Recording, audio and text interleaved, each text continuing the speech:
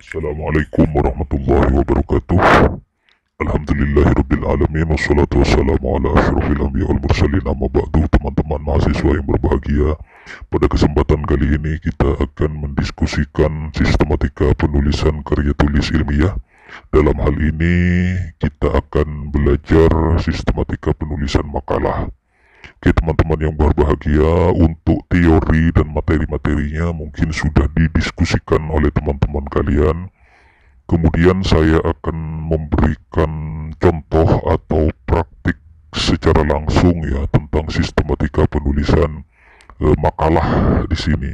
Untuk penulisan makalah ada 3 poin yang penting untuk kita pahami bersama. Yang pertama yaitu bagian awal. Bagian awal ini kita kenal dengan istilah bab 1 atau pendahuluan.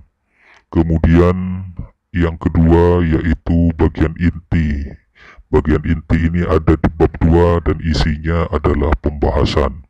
Kemudian bagian akhir. Bagian akhir ini isinya adalah bab 3. Dan bab 3 ini adalah penutup atau kesimpulan. Oke, teman-teman mahasiswa yang berbahagia, kita mulai dari bagian yang pertama. Sebelum kita masuk pada bagian awal atau bab 1, maka ada beberapa poin yang harus kita masukkan dalam makalah itu. Yang pertama yaitu cover. Jadi untuk melihat identitas makalah itu, maka dibutuhkan cover untuk melihat apa poin-poin yang ada pada makalah itu.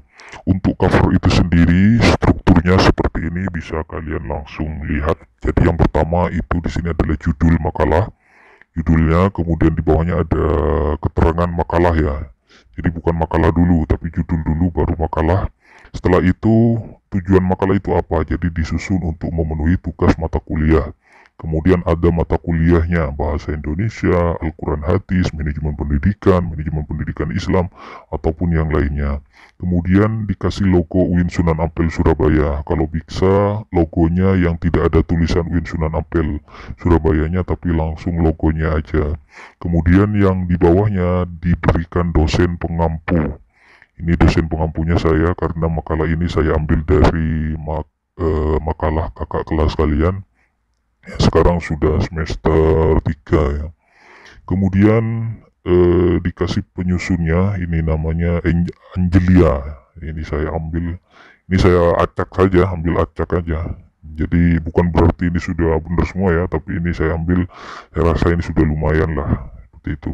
Kemudian yang paling bawah itu ada prodi manajemen pendidikan Islam, kemudian fakultas, kemudian Universitas Islam Negeri Sunan Ampel Surabaya, kemudian dikasih tahun, ini 2019, sekarang udah 2020. Jadi seperti ini penampakan dari cover untuk pembuatan makalah. Bisa nanti langsung kalian contoh. Kemudian selain cover, di halaman kedua itu dikasih kata pengantar. Ya, kata pengantar ya. Ya, puji syukur dan lain sebagainya sampai ila akhirih ya. Kemudian di bagian 3 itu ada daftar isi. Lah ini penting sekali. Apa gunanya daftar isi? Ini adalah daftar yang memuat poin-poin dalam tulisan makalah itu. Jadi di daftar isi ini isinya mulai dari kata pengantar, kemudian daftar isi itu sendiri, kemudian bab, subbab, sub-subbab, kemudian bab 1 ya, bab 2, bab 3 ini isinya apa. Kemudian yang terakhir di sini adalah daftar pustaka. Oke, teman-teman mahasiswa, kemudian kita masuk di bab yang pertama atau bagian awal. Untuk bagian awal itu isinya adalah bab 1 dan isinya adalah pendahuluan. Jadi bab 1 subbabnya adalah pendahuluan. Kemudian sub-subbabnya ini ada 2 poin. Yang pertama A, kita pakai A latar belakang, dan B ada 3 ya, rumusan masalah, kemudian C tujuan penulisan. Perlu kalian ketahui untuk numbering, artinya pemberian nomor ini untuk sub-subbab itu menggunakan angka. menggunakan huruf ya, jangan angka. Jadi A-nya A besar, latar belakang A besar, kemudian B rumusan masalah, B-nya ini B besar, kemudian C tujuan penulisan, C-nya ini C besar. Jadi poinnya sama. Oke, untuk lebih memudahkan kita lihat di daftar isi. Oke, bab 1 isinya pendahuluan. Apa saja isi pendahuluan? Isi pendahuluan ini ada 3 poin. A. Latar belakang, B. Rumusan masalah, C. Tujuan penulisan. Maka untuk sub-subbab di bab kedua itu sama seperti di bab yang satu, yaitu A, B, C. Termasuk di penutup itu nanti ada ABC. Oke, seperti itu. Oke, kita lihat sub-subbab untuk poin A, latar belakang. Jadi di sini tidak ada numberingnya ya, jadi tidak ada angkanya untuk yang latar belakang. Kemudian untuk rumusan masalah, nah ini penting untuk diketahui. Rumusan masalah B, rumusan masalah. Kemudian poin-poinnya 1, 2, 3. Yang pertama, apa proses leading dan controlling. Nanti dikasih tanda tanya, ini nggak ada kan tanda tanyanya ya. Ini tidak ada tanda tanya, ini nanti kalian buat, jadi setiap perumusan masalah dikasih tanda tanya. Oke teman-teman, perlu diketahui, saya ini tidak melihat isi poin, tapi melihat pada sistematika penulisan. Jadi poin-poinnya itu nanti ada di pembahasan lain. Jadi rumusan masalah seperti apa, bagaimana yang baik itu ada di pembahasan lain. Jadi sekarang itu ada pada sistematika penulisan, tidak ada pada poin per bab ini apakah sudah baik benar materinya, apakah baik benar, tidak bahas di situ, tapi sistematika penulisan. Oke, kembali lagi di sini. Untuk bab 1 isinya ada A, B, C. Untuk yang poin B ini ada poin 1, 2, 3. Jadi untuk subbab itu rumusnya adalah, jadi kalau subbab itu menggunakan hurufnya besar, A, B, C huruf besar. Kemudian kalau ada poin setelah itu maka menggunakan angka 1, 2, 3. Seperti itu. Kemudian yang C juga sama, 1, 2, 3. Oke, paham ya sampai di sini. Kemudian perlu diketahui karena di sini adalah rumusan masalah, perlu diketahui rumusan masalahnya di sini ada 3. Oke, ini kurang tanda tanya. Ada 1, 2, 3. Maka di tujuan penulisan itu juga ada 1, 2, 3. Nah, perlu diketahui rumusan masalahnya itu ada 1, 2, 3, maka tujuan penulisan juga ada 1, 2, 3. Maka dalam hal ini di bab 2 pembahasan maka isinya juga ada 1, 2, 3. Jadi isi dari bab 2 ini adalah rumusan masalah 1, 2, dan 3. Oke, paham ya? Kemudian di bagian bab 2 ini sama poin-poinnya dengan di bab 1 tadi. Jadi bab 2 babnya, kemudian subbabnya pembahasan, subbabnya adalah 1 A ya. A proses pengertian proses leading dan controlling, ini contohnya. Kalau misalkan di A ini ada poin, maka menggunakan angka. Coba lihat, diperhatikan. Jika A ini ada poinnya, maka menggunakan angka. Contohnya A kemudian 1. Sama seperti yang di bab 1 tadi. Jadi huruf besar kemudian angka 1, 2, 3. Kalau misalnya di setelah angka ini ada poin lagi, nah contohnya seperti ini. 1 proses leading, setelah dilihat ke bawah ternyata ada poin lagi, maka poin setelah itu cara penulisan numberingnya adalah menggunakan huruf kecil. A, B ini kan adanya perencanaan dan planning, ini kan ada, kemudian B adanya arahan-arahan, ini kan ya contohnya ya. Maka menggunakan A kecil dan B kecil. Kalau misalkan di antara poin yang A kecil dan B kecil ada poin lagi, misalnya ada poin numbering lagi, maka menggunakan angka kurung, 1 kurung, 2 kurung, 3 kurung, 4 kurung, 5 kurung, dan begitu seterusnya. Seperti itu ya. Jadi rumusnya itu ini yang pertama ini ya. A pengertian proses leading. Kalau ada poin maka 1 titik. Biasanya kan teman-teman ada 1.1, 1.2, itu tidak dipakai dalam teknik penulisan karya ilmiah di Sunan Ampel Surabaya. Jadi penulisan yang benar seperti ini, A besar, Kemudian kalau ada poin satu, kalau ada poin lagi A kecil, kalau ada poin lagi satu kurung, seperti itu.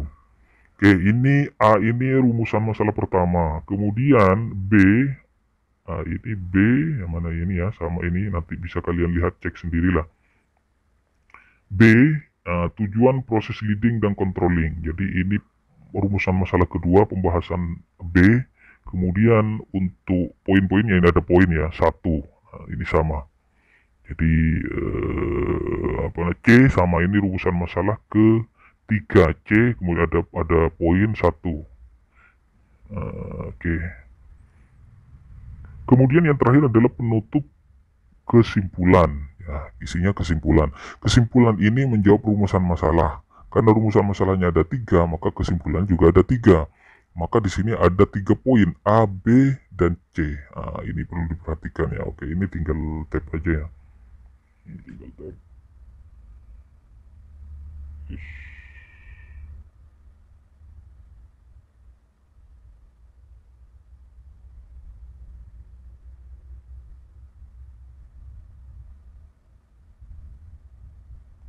Oke, nah seperti ini. Oke, bab 3 penutup kesimpulan A, ini rumusan masalah nomor 1 ya. Kemudian B, ini kesimpulan dari rumusan masalah nomor 2. Kemudian C adalah rumusan adalah jawaban atau kesimpulan dari rumusan masalah yang ketiga. Oke.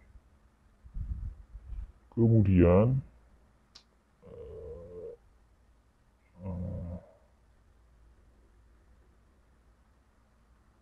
yang terakhir adalah daftar pustaka. Ini contoh daftar pustaka yang benar ya. Jadi ada nama, kalau namanya 2 maka dibalik. Yang pertama ini Atmo Sudirjo Prajudi. Jadi Prajudi Atmo Sudirjo, dibalik namanya, koma, kemudian titik, judul, tulis miring, titik, Jakarta, ini nama kotanya, titik 2, kemudian nama percetakannya, kemudian koma, tahun, titik. Ini untuk daftar pustaka. Ini nanti sebenarnya ada di materi berikutnya ya, penulisan footnote dan daftar pustaka itu ada di materi berikutnya. Jadi sementara ini seperti ini contohnya, ini sementara contoh saja penulisan. Setelah ini untuk makalah berikutnya kalian cocokkan atau persiskan dengan makalah ini. Anggap sajalah ini lumayan itu, nanti kedepannya bakalan paham sendirilah. Ini contoh penulisan footnote-nya. Ini footnote-nya. Untuk footnote itu yang baik itu ada di setiap halaman. Jadi setiap halaman setidaknya itu ada 1 footnote minimal. Nah ini perlu penting dan diketahui, ini untuk pendahuluan latar belakang itu harus ada footnote-nya seperti ini. Nah, jadi latar belakang itu harus ada footnote, harus ada footnote. Oke, jadi seperti ini ya teman-teman ya. Jadi sistematika penulisan makalah itu pertama penting untuk kita kasih cover untuk identitas makalah itu, kemudian jangan lupa kasih pengantar, daftar isi, kemudian bagian awal itu bab 1 pendahuluan, latar belakang, rumusan masalah dan tujuan penulisan.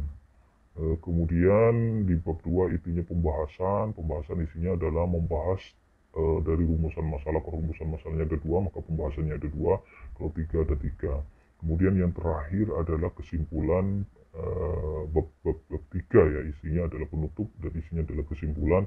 Kesimpulan ini tergantung dari banyaknya rumusan masalah. Kalau rumusan masalahnya ada 2 maka kesimpulannya ada 2, kalau ada 3 maka ada 3. Dan yang terakhir adalah daftar pustaka, daftar yang memuat referensi dan rujukan-rujukan penulisan karya tulis ilmiah yang sebelumnya sudah dituliskan di footnote. Saya rasa ini dulu pertemuan kita kali ini, semoga bermanfaat. Kalau ada yang kurang dipahami bisa langsung japri dan kontak saya. Wallahul muwaffiq ila aqwamit thoriq. Wassalamualaikum warahmatullahi wabarakatuh.